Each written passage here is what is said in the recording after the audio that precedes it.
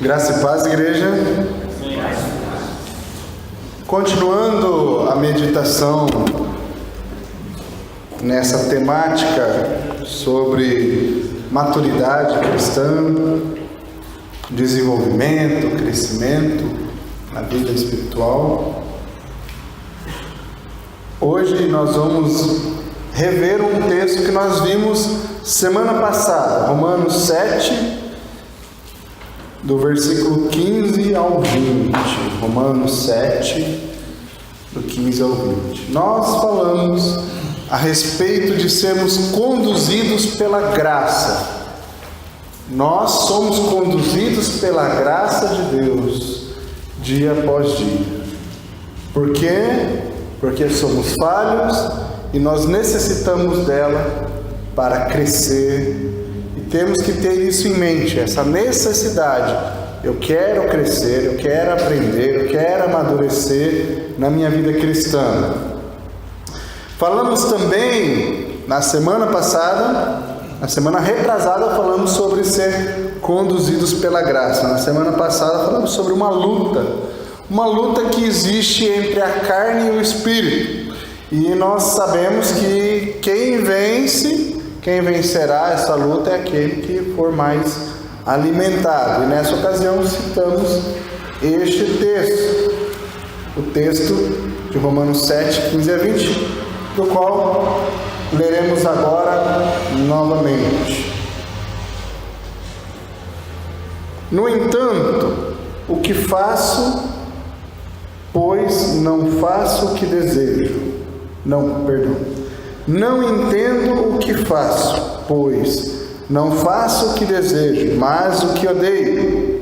E se faço o que não desejo, admito que a lei é boa. Neste caso, não sou eu quem o faço, mas é o pecado que habita em mim.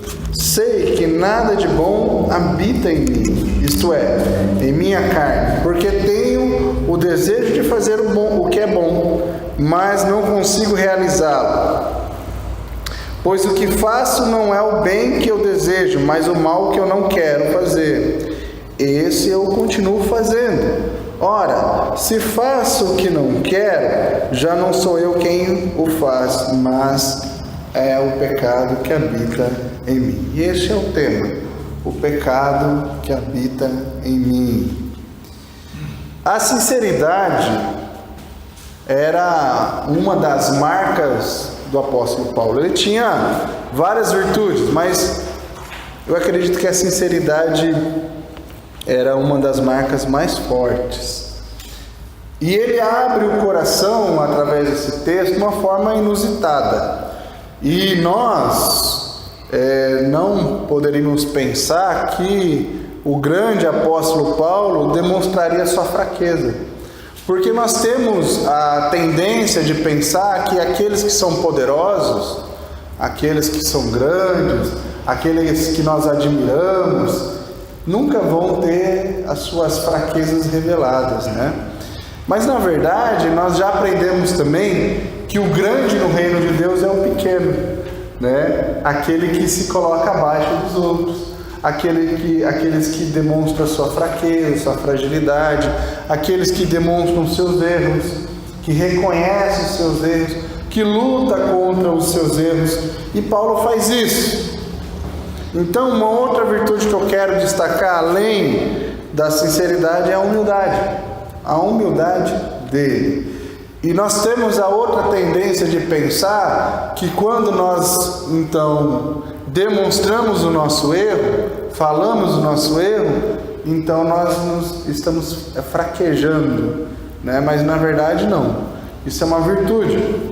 Eu já contei numa das mensagens que certa vez eu errei com a igreja e eu tive que pedir perdão, né? Eu falei de uma maneira muito agressiva, né? E aí eu percebi que aquilo não foi bom, e aí no domingo, falei domingo de manhã, domingo à noite, eu pedi perdão para a igreja, né? A maioria, acredito que recebeu, né, me perdoou e entendeu aquele gesto.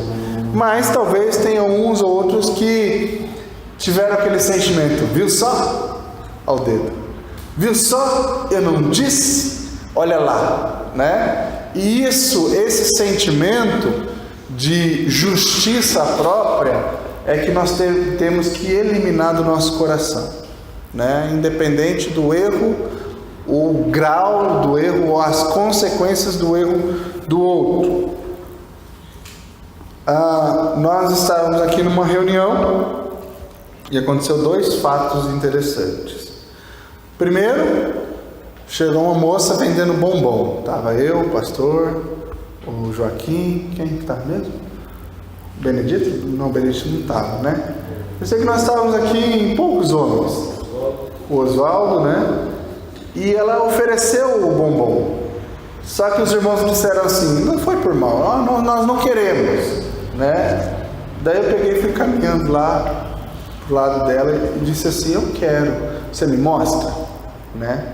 Eu não sou de chocolate, né? Assim, eu como chocolate, mas eu não sou muito fã de doce, eu gosto mais de coisa salgada. Para mim, por exemplo, um bombom já é suficiente. Tem gente que come 2, 3, 4, 5, né? Eu como ali um bombonzinho e tal. Mas ali foi a oportunidade de dar o boletim, o meu cartão para ela. E falei assim, olha, liga para mim, vamos conversar. E ela falou assim, estou precisando, né? É bom saber que a gente pode contar com alguém. E foi embora. E aí nós terminamos a nossa reunião, saindo daqui, fica aí o pastor conversando um pouco mais, como de costume, né, pastor? Nós ali conversando, passa um rapaz pedindo dinheiro. E ele foi muito sincero. Eu quero dinheiro para beber. Né? E aí eu logo de imediato disse, não vou dar. Por quê? Porque eu quero o seu bem. E a gente começou a conversar ali. E a gente teve a oportunidade, inclusive, de falar do amor de Deus completamente para o menino. Menino não, talvez uns 20, 25, 20 e tantos anos. Disse que tinha saído da cadeia há uns 20 dias. E ele viu a Bíblia na mão e falou, é uma Bíblia, não é? Sim, isso é uma Bíblia, né? Daí o pastor falou, é o nosso pastor, a nossa igreja é aqui. E eu disse, a porta está aberta. E se ele vier? Ai, meu Deus do céu, acabou de sair da cadeia, né? Então nós temos que tirar do nosso coração sentimentos como este, né? De preconceito, de julgamento antecipado, né? Porque às vezes a pessoa está aqui, ela está precisando ouvir. O pastor disse, nós queremos orar por você. Ele não aceitou, né? Infelizmente ele não aceitou, mas ele ouviu, né? Nós falamos do filho pródigo para ele, né? Ele contou uma história do pai dele, então a gente aproveitou o gancho, falamos do filho pródigo. Ele disse, eu conheço essa história, e aí não aconteceu assim, assim, assim. Contou a história ainda pra gente, né? Concluindo a história, o que me vem à mente é assim, nós conhecemos, muitas pessoas conhecem muito, algumas conhecem pouco, mas algumas conhecem muito. Mas conforme nós estudamos aqui na IBD, o mais importante não é só conhecer, é o vivenciar aquilo. E isso é maturidade. E o pecado habita em nosso coração. E o que nos impede de vivenciar aquilo que nós aprendemos é o pecado. Então, essa é uma verdade. O pecado está em nosso coração. A segunda verdade é que nós também temos o desejo de acertar o alvo, de fazer o que é bom. Mas o ser humano possui erros. Você já ouviu aquela frase, com certeza, né? É muito conhecida e famosa. Errar é humano, persistir é burrice, né? Eu diria que é mais humano ainda, né? Porque nós erramos. Quantas vezes você e eu, quantas vezes nós erramos na mesma coisa várias vezes? Várias vezes. E não é burrice, é porque somos humanos. E reconhecer isso já nos coloca numa posição de entender a graça e a misericórdia de Deus sobre as nossas vidas. Eu sempre digo, nunca duvide da sua capacidade de pecar. E eu fiz aqui uma definição de pecado. Veja se vocês gostam. O pecado sempre nos leva além do que pensávamos ir. Ó, a primeira coisa. O pecado sempre nos leva além do que pensávamos ir. Segundo, nos mantém mais tempo que pensávamos ficar. Nos mantém mais tempo do que pensávamos ficar. E por último, nos custa bem mais do que pensávamos pagar. Este é o pecado. O pecado nos leva além do que pensávamos ir. Porque a gente tem a ideia de que não é só isso. É só uma mentirinha.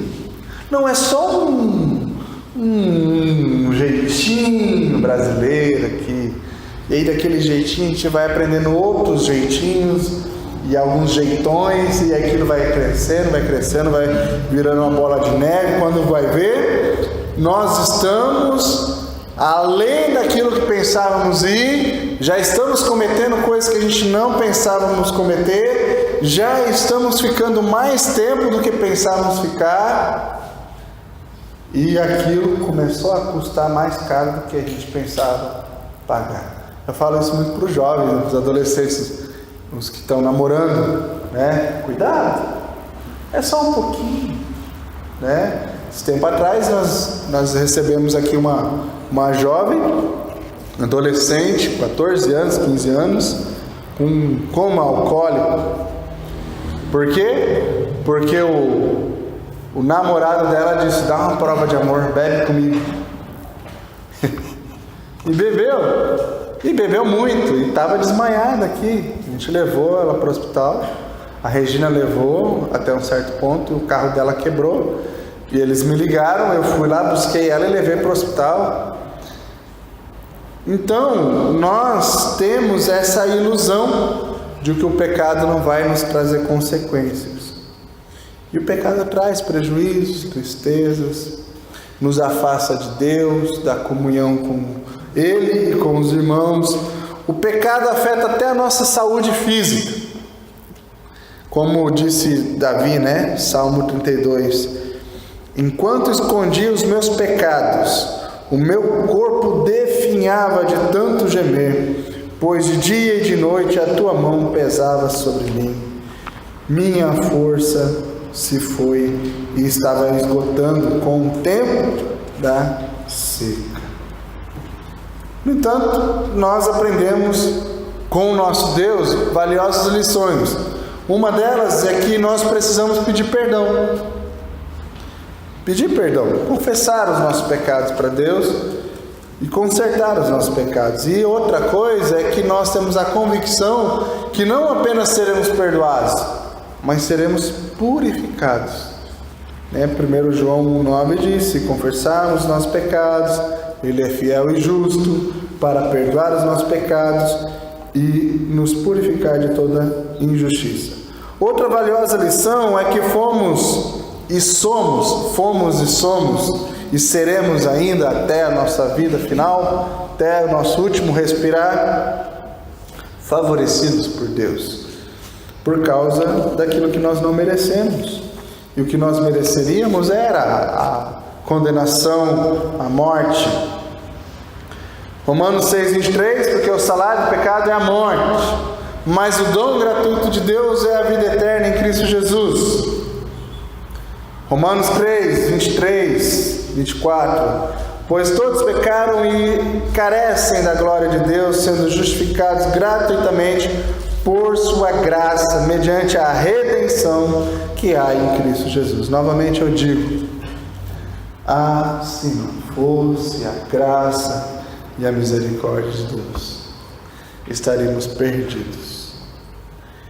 E aí, Filipenses 1,6, Paulo diz: estou plenamente certo de que aquele que começou a boa obra em mim completará até o dia de Cristo Jesus. Concluindo, e a gente vai nos próximos domingos meditar um pouco sobre isso, sobre esse processo, um processo que nós chamamos de santificação. Como é que ele acontece? Nós, então, conhecemos a Cristo e após a conversão entramos neste processo de santificação. E ele ocorrerá em nossas vidas dia após dia, da maneira e com o tempo que a gente vai permitindo Deus agir em nossas vidas. Quanto mais eu permito a ação de Deus em minha vida, mais maduro eu vou ser. Lembra que eu disse que é algo individual? Então, por isso que você olha para a igreja e você consegue discernir pessoas que têm pouco tempo de conversão com uma maturidade muito grande. Isso não tem a ver com a idade da pessoa, se ela é mais nova, se ela é mais velha. Há velhos com espiritualidade de criança e há novos com espiritualidade de velhos, se a gente poderia dizer dessa maneira. Portanto, como nós estamos vendo, o desafio é colocar-se diante de Deus, lutar contra a carne, viver pelo Espírito, permitir a ação de Deus em sua vida e na minha vida também, e buscar então o crescimento que só Deus pode dar para nós, vivendo uma vida de oração, de comunhão, de leitura da palavra de Deus, de meditação, de prática, de intimidade com o Pai. Vamos orar? Senhor, obrigado por Tua maravilhosa graça, que nos libertou das trevas, da condenação eterna e do inferno, e nos trouxe para a Tua maravilhosa luz. Obrigado por Tua misericórdia e amor. Somos os ramos, o Senhor é a videira, e por ser os ramos, o Senhor nos poda e somos podados constantemente com um propósito específico de produzir frutos. Obrigado também por querer nos usar, mesmo em meio a tantas imperfeições e limitações. Sentir nada somos e reconhecemos a necessidade do Senhor e de crescer e de amadurecer na vida cristã para o bem do Teu reino, e é assim que nós oramos, e nós oramos agradecidos em nome de Jesus. Amém? Amém.